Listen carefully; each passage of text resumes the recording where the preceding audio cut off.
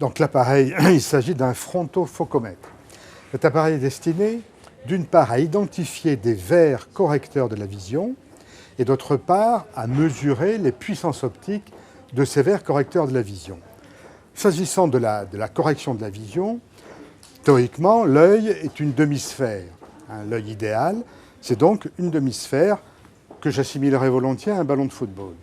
Et l'œil qui n'est pas idéal, qui a une anomalie, on peut dire que les rayons de courbure sont différents les uns des autres, donc on arrive à un ballon de rugby.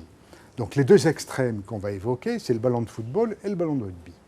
S'agissant du ballon de football, on peut avoir une vision normale avec un œil qui soit assimilé à une sphère normale.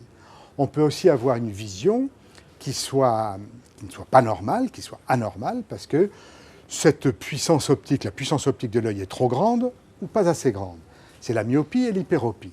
On va donc utiliser pour corriger ces amétropies qu'on qualifie de sphériques, parce qu'on garde une symétrie sphérique, on va donc les corriger par un verre sphérique. Et ce verre sphérique, on va l'identifier avec un frontofocomètre, parce qu'on va mettre sous le frontofocomètre notre verre, et on va tourner le verre par rapport à l'axe de vision, et on verra qu'il ne se passe rien. Donc j'ai conservé la symétrie sphérique pour le verre. Deuxième cas de figure, l'œil n'est plus assimilable à une demi-sphère. C'est le ballon de rugby, donc il y a une déformation de la surface de la cornée, de la surface de l'œil.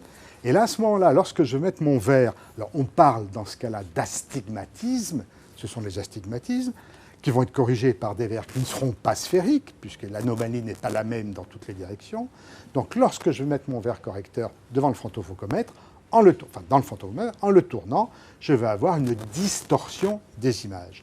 Alors cet appareil qui est présenté ici est un appareil qui est utilisé pour la formation de nos étudiants, donc pour les travaux pratiques, si vous voulez.